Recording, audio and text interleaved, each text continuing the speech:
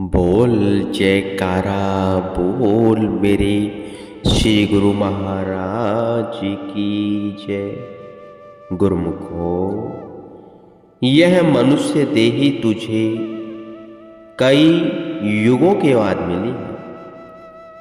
एक युग में कितने वर्ष होते हैं? एक युग में हजारों लाखों वर्ष होते हैं। तुझे कई युग बाद गए याचना करते हुए, इंतजार करते हुए, यह मांग करते हुए कि मुझे यह मनुष्य जन्म मिले, परंतु अब मिला है तो इसकी कदर नहीं करना। यह मिला है, इसमें सुखों के भंडार, सुख स्वरूप परमात्मा की ओर जाए, क्योंकि यह आत्मा परमात्मा की अंश है। जीव के मांग थी कि मनुष्य तन को पाकर भक्ति करूंगा, भजन करूंगा और अपनी जुदाई की दरार को समाप्त करके मालिक से मिल जाऊंगा। इसकी लगन और मांग को होने से कुदरत ने इसको मनुष्य देही बख्शी। मनुष्य देही को पाकर सत्पुरुषों की चरण शरण में आने से इसे भक्ति के वे सरल साधन मिलते हैं, जिन्हें अपनाकर और नित्य प्रति उनकी पालना करके यह अपना लोक परलोक संवार सकता है। इस प्रकार आपने मैट्रिक के प्रेमियों के हृदय में भक्ति का बीजोरोपण किया। उनके हृदय में दिव्य ज्योति का प्रकाश भरा। सुमरण ध्यान की विधि से सबको अवगत कराया। वहां से आप रेल द्वारा अल्जीरिया पहुंचे। आगे साहुता जाने के लिए यहां से समुद्री जहाज द्वारा यात्रा करनी थी। आज पृथ्वी आकाश के साथ जल ने भी अपने भाग्यों की सराहना की। परम पुरुष अवतार स्वरूप श्री परमहंस सद्गुरु दाता दयाल जी समुद्र के तट पर पहुंचे।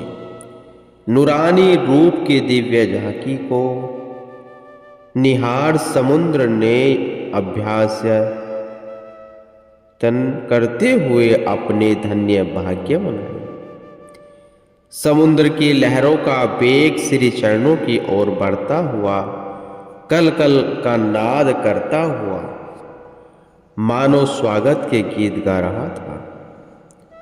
आपने भी मंद मंद मुस्कुराते हुए आशीष का कर कमल उठाकर उसे निहाल कर दिया। समुद्री जहाज में विराजमान होकर श्री प्रभु जी ने सहउता की ओर प्रस्थान किया। लहरों पर इटलाता हुआ जहाज आज अपने भाग्यों की सराहना करता हुआ श्री सद्गुरु महाराज जी को लेकर आगे बढ़ने लगा। भक्त तोलाराम जी के संग आपने पूरे शिष्य का अवलोकन किया।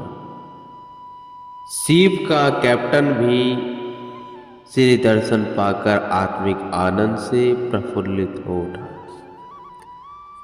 जगतारण प्रभु जैसे ही साहुता के तट पर पहुंचे, सब भक्तों ने जय जयकार की ध्वनियों से धरती अंबर को गूंजेमान कर दिया। वहां से कार में विराजमान होकर आप भक्त तोलाराम जी को संबोधित करते हुए फरमाने लगे, तुम्हारा सच्चा प्रेम ही हमें यहां खींचकर ले आया है। आज तुम्हारी बदौलत न जाने कितने ही प्रेमियों ने श्री दर्शनों का लाभ प्राप्त किया। यह लाभ रुपए पैसों का लाभ नहीं, यह रूहानी लाभ है जो कि बहुत दुर्लभ है। सब प्रेमियों के दिल सत्संग, सेवा और नाम की अमूल्य निधि पाकर खुशियों में झूम रहे। हमें भी यह देखकर बहुत प्रसन्नता हो रही है। वहां के भक्तों ने मिलकर एक मंदिर बनवाया था। उन्होंने आपके श्री चरणों में मंदिर का मुहूर्त करने के लिए विनय की। आप मंदिर का नाम सुनकर बहुत ही प्रसन्न हुए और फरमाया, कल प्रातः श्री मूर्तियों की स्थापना कर सर्वप्रथम मंदिर का मुहूर्त किया जाएगा। प्रेमी जन हर्षित होकर जय जयकार बुलाने लगे। प्रातःकाल की अमृत वेला में श्री सद्गुरु महाराज जी ने निज कर कमलों से श्री मूर्तियों को विराजमान कर हार वह पीतांबर पहनाकर शुभ भाल पर तिलक लगाया। श्री आरती पूजा का कार्यक्रम संपन्न हुआ। आपने पावन वचनों में फरमाया, गुरुमुखों के लिए इस मंदिर का निर्माण हो जाने से जो आज मालिक की कृपा हुई है, इस कृपा को अपनी झोली में भरो और हमेशा हमेशा के लिए अपना जीवन सुखी बनाओ। यहाँ आकर श्री आरती पूजा, भजन अभ्यास, सेवा, सत्संग, सुमरण ध्यान करते हुए अपने जीवन का आनंद लो। यह मनुष्य जीवन दुखों वह कष्टों को सहने के लिए नहीं मिला है, मगर इंसान खाम खा दुखों कष्टों में पड़ता है। जो नाशवान है, विछुड़ जाने वाली है, उन झूठी चीजों से प्यार करके चाहता है सच्चा सुख वह कभी हो सकता है। सच्ची चीज और सत वस्तु को हमेशा साथ रहने वाली है, जिसकी बदौलत इंसान को हमेशा सच्ची खुशी मिली है। जन्म सुधर सकता है, उसको भूल रहा है। महापुरुष फरमाते हैं, नाम विसरे करे रस भोग, सुख सुपने नहीं तन माहे रोग। गुरुवाणी में भी कहा है, इंसान मालिक के नाम को भूलकर कहता है कि उसे सच्चा सुख मिल जाए, आनंद मिल जाए, तो ऐसा कदाचित नहीं हो सकता। दुनिया के रस भोगों और दुनिया की याद में कहता है कि मुझे सुख मिले, यह नहीं हो सकता। सुख मिलेगा केवल उन्हीं से जो गुरुमुखों, जो सुखों के भंडार है। एक मालिक का नाम ही जो सुखों का भंडार है, जिसकी बदौलत सारी दुनिया को सुख शांति की झलक दिखाई दे रही है। इसलिए गुरुमुखों, सत्पुरुषों की संगत की बदौलत जो विवेक और विचार अपने दिल में भर लेते हैं, ऐसी शिक्षा को अपने अंदर धारण कर लेते हैं, वे हमेशा अपने जीवन को खुशहाल बना लेते हैं। यह तरीका है कि जग में भी रहो, संसार में भी रहो, मगर मालिक की भक्ति और नाम की कमाई करके यह जीवन भी सुखी बना लो और अपना परलोक भी सुहेला बना लो। इस प्रकार शुभ उद्घाटन का सब कार्यक्रम बड़ी धूमधाम से संपन्न हुआ। भक्तों के हृदय की खुशी का कोई पारावार न था। श्री वचनों और श्री दर्शनों की अमोलक दात पाकर हर दिल हिलोरे ले रहा था। सब प्रेमी हृदय से श्री प्रभु जी की जय जयकार कर रहे थे। आप मौज में आकर वहां नित्य प्रति सत्संग की गंगा बहाने लगी और प्रेमियों की पुकार पर उनके गृह को पवित्र करने लगी। एक दिन आपने प्रसन्न मुद्रा में फरमाया, हम आपके श्रद्धा वह प्रेम को देखकर बहुत प्रसन्न हैं। आप इस लगन को निरंतर बढ़ाते ही रहना। जैसे जीवा स्वयं को तीखे दांतों में सुरक्षित रखती है, उसी प्रकार आप भी मन माया के प्रहारों से स्वयं को बचाकर रखना। नित्य प्रति श्री आरती पूजा सत्संग भजन करते रहना। यह ही रूह की असली पूंजी है। इसे ही एकत्र करना। इस माया की नगरी में रहते हुए यदि नाम की दौलत एकत्र करोगे तो काल माया के पंजे से सहज में ही छूट जाओगे। सोदत सोदत सोधी ततो विचार्या, नाम बिना सुख नाही सर पर हारिया। गुरुवाणी में भी बहुत अच्छी तरह से फरमाया है।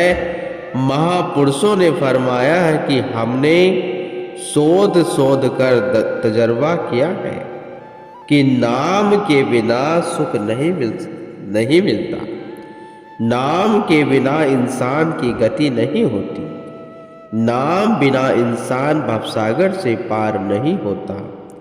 इसलिए गुरुमुख यह विचार करते हैं कि हम किस मकसद के लिए आए हैं। केवल खाने पीने वह ऐश इजरत के लिए नहीं। यदि शरीर के निर्वाह के लिए विद्या हासिल कर ली तो भी आत्मा का काम नहीं किया। असली चीज तो वही है। यह पहले भी कहा है कि इंसान रूह और आत्मा की पढ़ाई नहीं करेगा तब तक इसका कारज नहीं बनेगा, सुख चैन नहीं मिलेगा। पहले भी 84 लाख योनियां गुजार के आया है। एक यह योनि भी चली गई है, फिर भी भक्ति से हीन रहा, अपने काम को भूल गया तो आगे भी इसके लिए दुख ही दुख है। मनुष्य जन्म कर्म क्षेत्र है। जैसे बीज बोएगा वैसा ही काटेगा। पहले भी इसने बीज बोए थे जिससे 84 लाख योनि काटी है। वह तो ठीक है, मगर इसमें जो नया बीज बोएगा वही काटेगा। कहते हैं कर्म जैसा करे इंसान फल भी वैसा पाएगा। बोए आग बबूल के आम कहाँ से खाएगा। जो जैसा बीज बोएगा वैसा ही फसल काटेगा। अगर आग बबूला कांटे बोकर कोई कहे कि आम का फल खा लूंगा, ऐसा नहीं होगा। जैसा कर्म करेगा वैसा ही फल पाएगा। अगर विषयों में चित्त देगा तो बहुत ही दुख पाएगा। नाम जप कर प्रभु से मिल मुक्त रूप हो जाएगा। अगर इंसान मनुष्य तन को पाकर भी विषय विकारों में लगा रहा तो दुख ही दुख है। अगर मुक्ति हासिल करना चाहता है, सुखी होना चाहता है तो नाम और भक्ति में चित्त लगाए। सच्ची खुशी इंसान को सत्पुरुषों की संगत में ही प्राप्त होती है। भाग्य से आप जैसे गुरुमुखों को सत्पुरुषों की संगत प्राप्त हो गई है। इसलिए गुरुमुख जन इससे फायदा उठाते हैं और सत्पुरुषों की संगत वह सोबत में रहकर सच्चा रूहानी लाभ उठाकर अपने जीवन को सुखमय बना लेते हैं और अपना परलोक संवार लेते हैं। श्री वचनों की अमूल्य निधि पाकर प्रेमियों के लिए एक अनोखी मस्ती में झूमने लगे। अंतर आत्मा इसे सच्चे सुख को पाकर आनंदित हो गई। वहां से भाव भीनी विदाई लेकर आपने अब मलांगा की ओर रुख किया। भक्ति में भक्त जी की विनय पर आप टिवोली शहर में सैर करते पधारे। वहाँ भांति भांति के रंग तमाशों का जोर चल रहा था। एक और 84 लड़ी का झूला लगा हुआ था, जो बड़ी तीव्र गति से ऊपर नीचे घूम रहा था। आपने स्वाभाविक ही मौज में आकर श्री वचन फरमाए, ये सब लोग कैसे रंगरलिया एवं शारीरिक सुख भोग एवं मनोरंजन से समय गंवा रहे हैं। यह 84 लड़ी का झूला ही नहीं बल्कि 84 लाख योनियों का फंदा है। माया में गलतान ये जीव अपने वास्तविक उद्देश्य को भूले बैठे हैं। जब तक जीव को सत्पुरुषों की संगति नहीं मिल जाती तब तक उसका निस्तार नहीं हो सकता।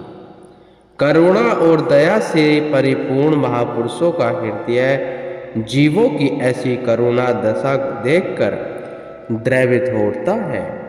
इसलिए वे उसे वास्तविकता का बोध करवाकर हर पल उसे यही सही मार्ग पर चलने का मार्ग सुझाते हैं।